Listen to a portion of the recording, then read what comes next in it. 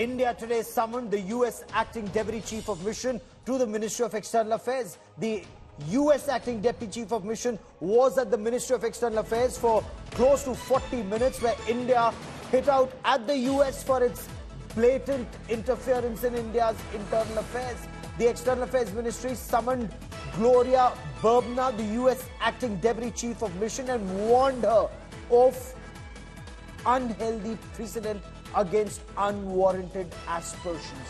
India said, and I quote, "States are expected to be respectful of the sovereignty and internal affairs of others, and this responsibility is even more so in the case of fellow democracies. It would otherwise end up setting unhealthy precedents," unquote. India has given a similar dressing down to Germany earlier. On the Arvind Kejriwal episode, we get you details of that big story. Also on India First, Union Home Minister Amit Shah lays out the roadmap for Naya Jammu and Kashmir. No longer will Naya J&K be synonymous with radical Islamist terror from across the line of control. The plans are for a Disneyland-like amusement park near Batmalu in Srinagar and a Davos-like setup in Gulmarg for summits. And the Armed Forces Special Powers Act could go. That's a big promise being made. But is that doable? Much more on that roadmap coming up. I'm Gaurav Sawant. As always, let's get started with the headlines on India First.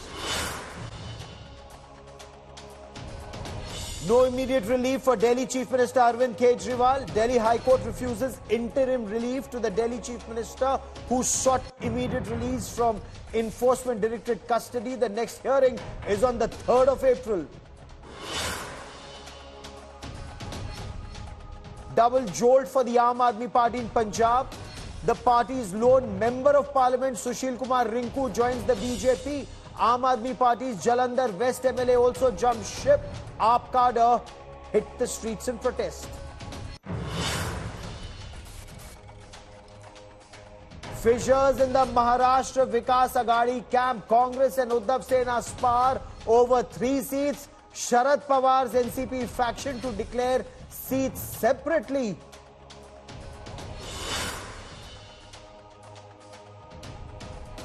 Election Commission cracks the whip on sexist slurs. The poll body issues a show-cause notice to Supriya Srinath for her post on Kangana Ranaut and to Dilip Ghosh for his Mamta's father jibe.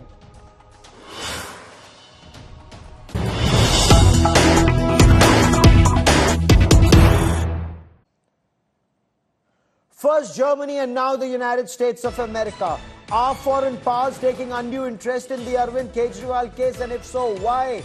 India today summoned the US acting Deputy Chief of Mission to the Ministry of External Affairs. The US acting Deputy Chief of Mission was at the Ministry of External Affairs for close to 40 minutes, where India hit out at the US for what is being described as its blatant interference in India's internal affairs.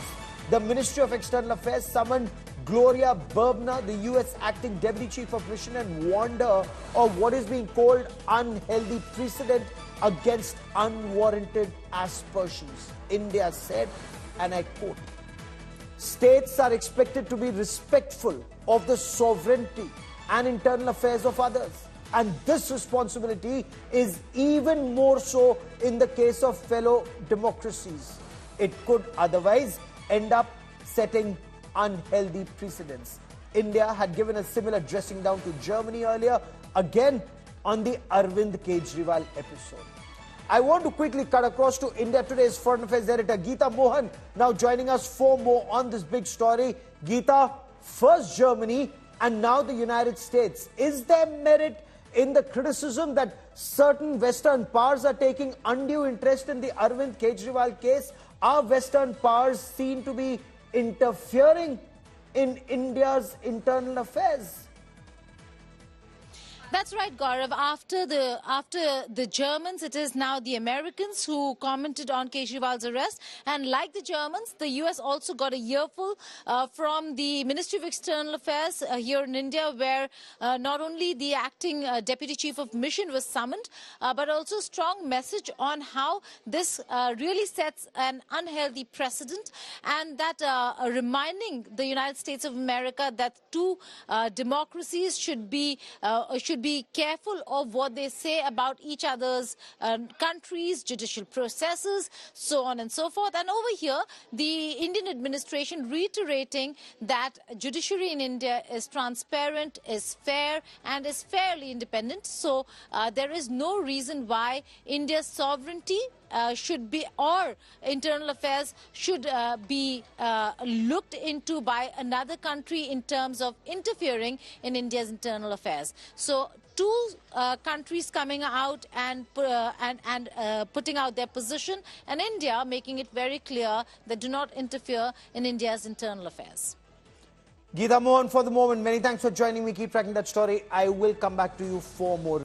This brings us to the central question of the day. Can the Armed Forces Special Powers Act actually be revoked with the radical Islamist state sponsor of terror, Pakistan, controlling the terror tap? Or will we once again end up playing with fire? Srinagar and Kashmir in the past 4 decades had become almost synonymous with radical Islamist terror.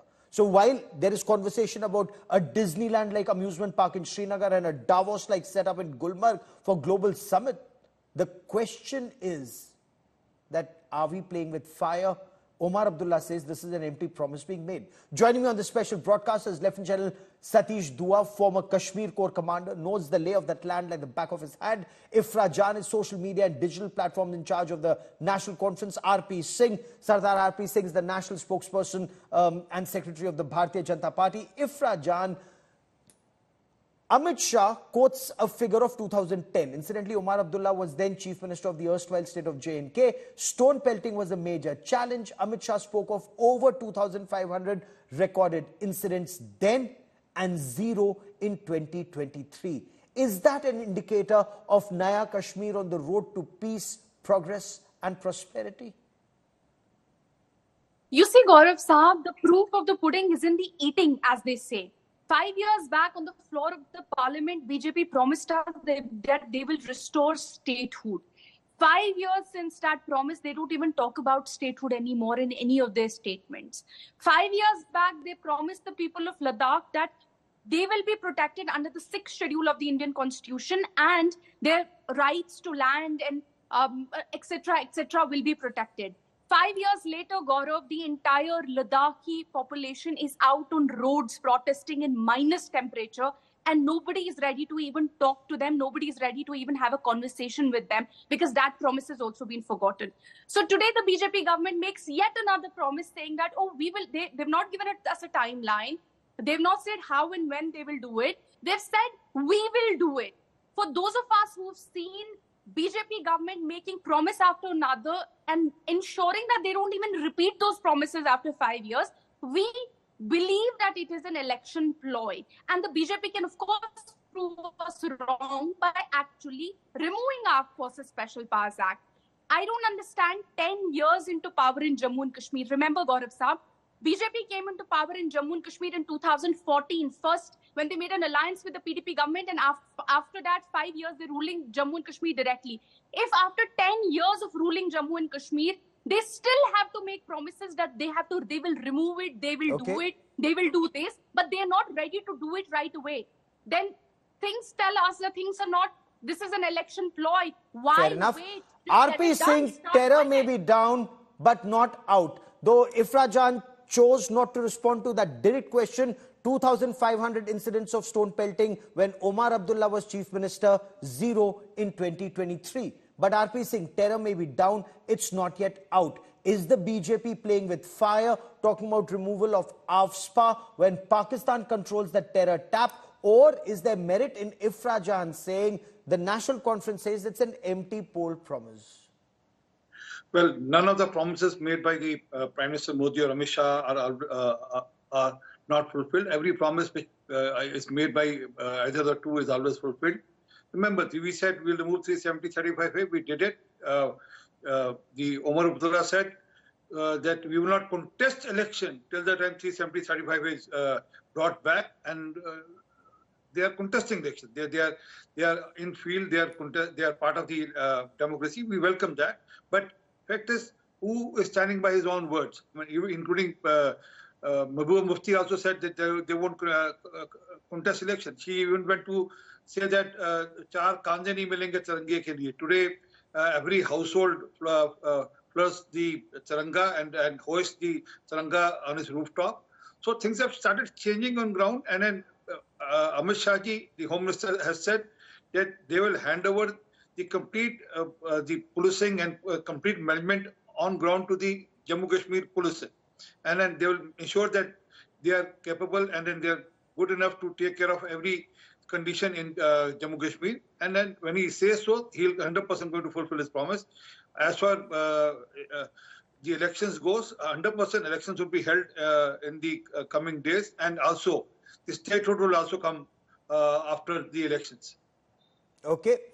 Now, when you talk of Jammu and Kashmir police being completely in control, sir, there is no denying the fact that Jammu and Kashmir police is the backbone of counter-terror operations. But General Dua, the situation may be under control north of Pir Panjal. God forbid, it could flare up. Pakistan has enough funds and terrorists out there. Talking about removal of AFSPA, is that playing with fire, considering what's happening south of Pir Panjal? Even our special forces have been ambushed and killed by Pakistan state-sponsored radical Islamist terror. You see, AFSPA to be removed, for AFSPA to be removed, the conditions have to be right. And why not? AFSPA should be removed. After all, for the last 3.5 decades, we all have been sacrificed. I'm talking of soldiers, policemen, CRPF personnel. We all have taken huge risks, sacrificed our lives to make sure that situation comes under control. But is the situation under control right now? I mean, and if you look through the Home Minister's statement, I'm glad he has said that we have a 7-year plan. But the fact is they've started talking about it. They said we will remove it. When they remove when they actually will remove AFSPA is when the situation comes to such a pass that the Jammu Kashmir police, which is a very fine professional force, can take on the mantle by themselves. You are right. The south of Pir Panjal has been activated recently. Poonch Rajouri areas have been activated. Anantnag area, there have been encounters. But overall, parameters are heartening. There is no violence on the streets. There is no stone pelting. The infiltration is low. But we cannot rule out that once the internal situation in Pakistan is a bit stabilized, the Pakistan side, the other side, will try to push in infiltrators and will try to up the ante. And I'm sure during the elections, they will try to do some activities like that. So what I would like to say on this issue of AFPA is that it will happen. It will be a truly considered decision. A long view will be taken. And just give me 30 seconds more. Go on, sir. It was not as if it is going to happen overnight. That overnight the army is gone and the Rashtra Rifles gone back to barracks, and tomorrow J&K police will start taking charge. It is a complex process, this handing over. The army and the Rashtriya Rifles will perhaps remain in a hand-holding role. They may be confined to their hubs, to their bases. They may not actively patrol and carry out operations, but they will still remain there. Should the situation worsen, they can be called out. Also, they would help the police in whether it is intelligence operations, intelligence inputs, or in training activities, and be there to make sure that things don't go out of hand.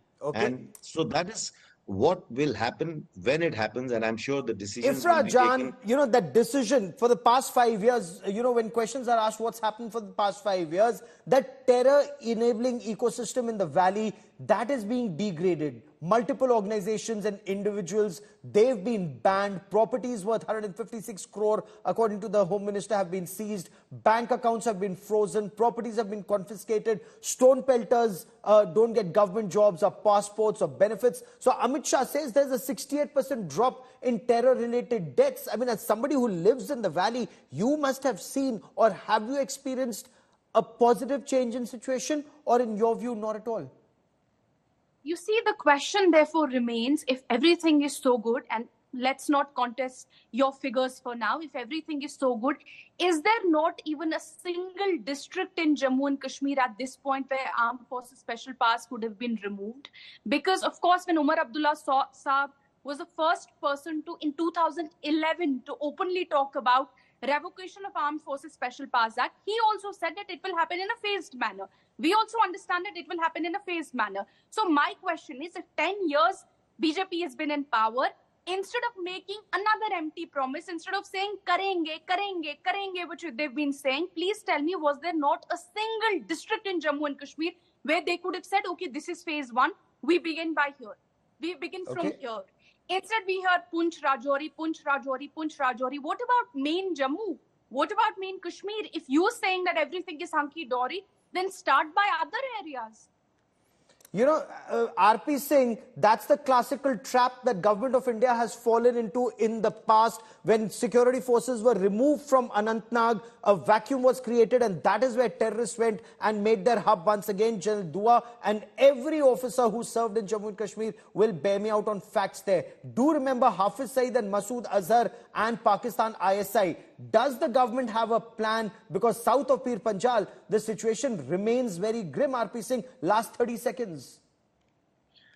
Gaurav, it's not that they're just going to remove the army immediately. The infrastructure of the police will be strengthened, as told by the Home Minister, and ensure that the police take charge and is enabled enough to take care of terrorists, and there'll be no vacuum. It's not a political statement. It's a statement, administrative statement by the Home Minister of the country. It's not by Amit Shah as a politician. He's the Home Minister of the country. He's ensuring that every step is taken cautiously and ensure that, yes, we removed AFSA, and also ensure that police is in charge and is in control.